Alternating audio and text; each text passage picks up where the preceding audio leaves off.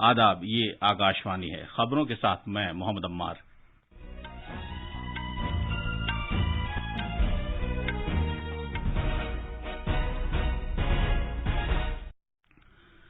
वजीर आजम नरेंद्र मोदी ने आज गुजरात में सोमनाथ मंदिर के नजदीक नए सर्किट हाउस का वर्चुअल तौर पर इफ्तिताह किया। उत्तर प्रदेश असेंबली इंतखाबात के दूसरे मरहले के लिए कागजात नामजदगी दाखिल करने का अमल शुरू हो गया है। मुल्क में 160 करोड़ 32 लाख से ज्यादा कोविड से बचाव के टीके लगाए जा चुके हैं। हुकूमत ने 6 रियासतों में कोविड के मामलों में इजाफे पर तशवीश का इजहार किया है। मरकजी टीमें जरूरी रहनुमाई के लिए रवाना की गई हैं। और क्रिकेट में आज पाल के बोलैंड पार्क में भारत और जनूबी अफ्रीका के दरमियान दूसरा एक रोजा बैन अल-अक़वामी मैच खेला जाएगा।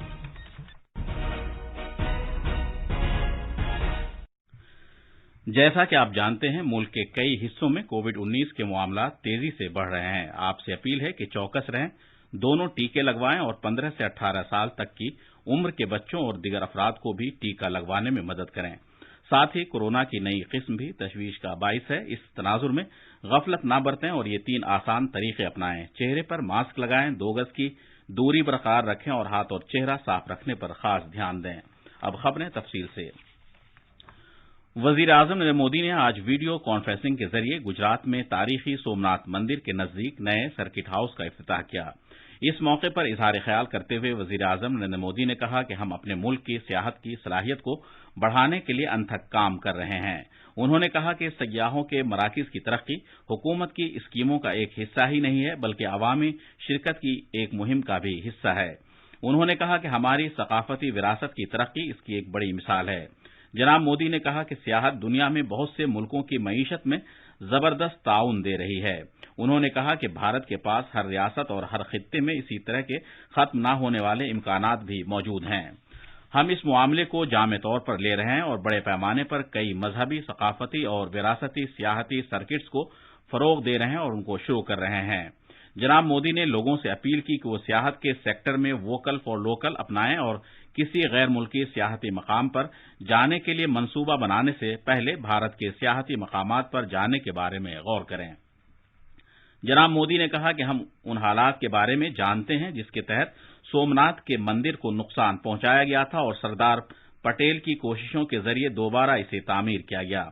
ये तारीखी वाकयात हमारे लिए एक बड़ा पैगाम है। उन्होंने कहा कि सोमनाथ मंदिर के नजदीक नए तामीर शुदा सर्किट हाउस की तामीर हर साल लाखों सयाहों को बहुत सी सहूलतें फराहम करेगी। आकाशवाणी के हमारे नामानिगार ने बताया कि नई सर्किट हाउस बिल्डिंग 30 करोड़ रुपए से ज्यादा की लागत से गुजरात सरकार ने तामीर की है। नए सर्किट हाउस की जरूरत इसलिए महसूस की गई थी क्योंकि मौजूदा सरकारी गेस्ट हाउस मंदिर से काफी दूर था, जबकि नया सर्किट हाउस सोमनाथ मंदिर के पास वाक़ई है। ये सूट्स, वीआईपी और डीलक्स कमरों, कॉन्फ्रेंस रूम और ऑडिटोरियम समेत सभी जदीद सहूलतों से लैस है।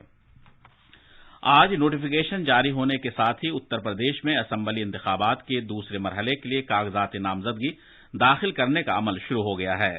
गोवा और उत्तराखंड में वाहिद मरहले की पोलिंग के लिए भी पर्चे भरने का सिलसिला आज से शुरू हो गया है। उत्तर प्रदेश में असेंबली इंतखाबात 10 फरवरी से 7 मार्च तक 7 मरहलों में कराए जाएंगे।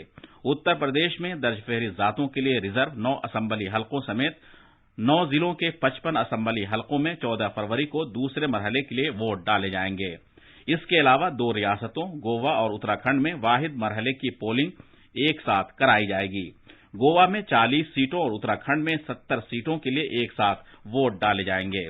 उत्तर प्रदेश के दूसरे मरहले और गोवा उत्तराखंड में वाहिद मरहले के चुनाव के दौरान नामजदगी पर्चे 28 जनवरी तक दाखिल किए जा सकते हैं। पर्चों की जांच पड़ताल 29 फरवरी को की जाएगी। नाम वापस लेने की आखिरी तारीख 31 जनवरी होगी। इसी दौरान उत्तर प्रदेश में चुनाव के पहले मरहले के लिए नामजदगी दाखिल करने का अमल आज खत्म हो रहा है और नामजदगी पर्चों की जांच पीर के रोज की जाएगी, जबकि 27 जनवरी को नाम वापस लेने की आखिरी तारीख है। इंतखाबी मुकाबलों की तस्वीर इस मरहले में साफ हो जाएगी। 40 रुकनी गोवा असेंबली चुनाव के लिए नामजदगी पर्चे दाखिल करने का अमल आज से शुरू हो रहा है, जहां 14 फरवरी को वोट डाले जाएंगे। बीजेपी ने कल 34 उम्मीदवारों की फेहरिस्त का ऐलान किया और 6 उम्मीदवारों के नामों का ऐलान जल्द किया जाएगा। ریاست کے بی جے پی صدر سدانند تناواڑے نے بتایا کہ بی جے پی سبھی 40 نشستوں پر چناؤ لڑے گی۔ اس دوران Nationalist Congress Party N C P نے کل 4 امیدواروں کے ناموں کا اعلان کیا۔ این سی پی نے شیو سینا کے ساتھ اتحاد کیا ہے۔ توقع ہے کہ شیو سینا آج کچھ امیدواروں کی ایک فہرست کا اعلان کرے گی۔ کانگریس نے مقامی گوا فارورڈ پارٹی کے ساتھ چناو اتحاد کیا ہے۔ اب تک کانگریس نے 36 امیدواروں کے ناموں کا اعلان کر دیا ہے اور گوا فارورڈ پارٹی کو 3 سیٹیں دی ہیں۔ وزیر اعظم نریندر مودی اور ماریشس کے ان کے ہم منصب پروین کمار جگن ناتھ نے آج ماریشس میں بھارت کے تعاون سے چلنے والے سوشل ہاؤسنگ یونٹس پروجیکٹ کا مشترکہ طور پر ورچوئل طریقے سے افتتاح کیا۔ دونوں رہنماؤں نے ماریشس میں سول سروس کالج اور 8 mega watt solar P V farm پروجیکٹوں کا بھی آغاز کیا، جو کہ بھارت کی ترقیاتی امداد کے تحت چل رہی ہے۔ اس موقع پر اظہار خیال کرتے ہوئے وزیر اعظم نریندر مودی نے کہا کہ بھارت اور ماریشس کو تاریخی آبا و اجداد، ثقافت، زبان اور بحیرہ ہند کے آبی وسیلوں کی ساجھیداری متحد کرتی ہے۔ انہوں نے کہا کہ آج مضبوط ترقیاتی ساجھیداری دونوں ملکوں کے قریبی تعلقات میں کلیدی ستون کے طور پر ابھر کر سامنے آئی ہے۔ یہ خبریں آکاشوانی سے نشر کی جا رہی ہیں۔ ملک میں 160 کروڑ 32 لاکھ سے زیادہ کووڈ سے بچاؤ کے ٹیکے لگائے جا چکے ہیں۔ مرکزی وزارت صحت کے مطابق کل شام 7 بجے تک 60 لاکھ سے زیادہ ٹیکے لگائے گئے۔ ادھر اب تک 68 لاکھ سے زیادہ احتیاطی ٹیکے متعلقہ افراد کو لگائے جا چکے ہیں۔ وزارت صحت نے کہا ہے کہ کل 70,49,000 سے زیادہ ٹیکے لگائے گئے۔ صحتیابی کی شرح فی الحال 93.50% ہے۔ اب تک 9,692 اومیکرون کے معاملوں کا پتہ چلا ہے۔ صحت کے مرکزی سکریٹری راجیش بھوشن نے بتایا کہ مہاراشٹر، کرناٹک، تمل ناڈو، کیرالہ، دلی اور اتر پردیش میں کووڈ کے بڑھتے معاملات تشویش کا باعث ہیں۔ جناب بھوشن نے کہا کہ مرکز لگاتار ان ریاستوں سے رابطہ بنائے ہوئے ہے اور صورتحال کا جائزہ لے رہا ہے۔ انڈیا گیٹ پر امر جوان جیوتی مشعل آج سے پہر نئی دلی میں قومی جنگی میموریل پر مشعل کے ساتھ ضم کر دی جائے گی۔ اس سلسلے میں ہونے والی تقریب کی صدارت مربوط دفاعی اسٹاف کے سربراہ کے ذریعے کی جائے گی۔ انڈیا گیٹ کی رونمائی 1931 میں کی گئی تھی اور یہ برٹش انڈیا کے ان 70,000 فوجیوں کی اعزاز میں تعمیر کیا گیا تھا جنہوں نے عظیم قربانیاں دی تھیں۔ امر جوان جیوتی 1971 کی بھارت پاکستان جنگ کے بعد قائم کی گئی تھی۔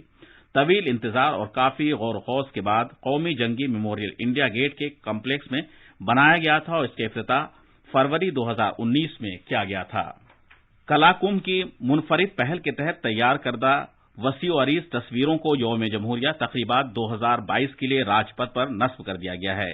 یہ شاندار نقش و نگار ملک کے مختلف جغرافیائی علاقوں سے آرٹ کی متنوع اقسام کو قومی افتخار اور کارناموں کے اظہار کا وسیلہ بنانے کی آرٹ کی صلاحیتوں کی عکاس ہیں۔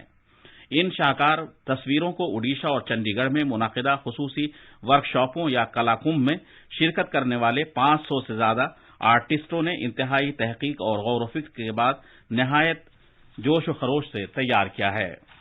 وزیر اعظم نریندر مودی نے 71% کی منظوری درجہ بندی کے ساتھ دنیا کے لیڈروں میں عالمی درجہ بندی کے لحاظ سے اعلی مقام حاصل کیا ہے۔ دنیا کے 13 لیڈروں کی فہرست میں 43% درجہ بندی کے ساتھ امریکی صدر جو بائیڈن کا 6واں نمبر ہے اور اس کے بعد 43% ہی درجہ بندی کے ساتھ کینیڈا کے صدر جسٹن ٹروڈو کا نمبر ہے۔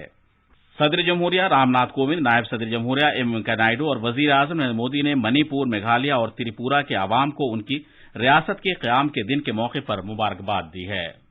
ایک ٹویٹ میں صدر جمہوریہ رام ناتھ کووند نے کہا کہ یہ ریاستیں ہمارے شمالی مشرق کی درخشاں ثقافت اور منفرد روایات کی نمائندگی کرتی ہیں اور دوسرے یہ قدرتی وسائل سے پوری طرح مالا مال ہیں۔ انہوں نے مسرت اور خوشحالی مستقبل کے لیے ان ریاستوں کے شہریوں کے تئیں نیک خواہشات کا اظہار کیا۔ بھارت اور جنوبی افریقہ کے درمیان دوسرا ایک روزہ کرکٹ میچ آج کھیلا جائے گا۔ آخر میں خاص خبروں کی سرخیاں ایک بار پھر۔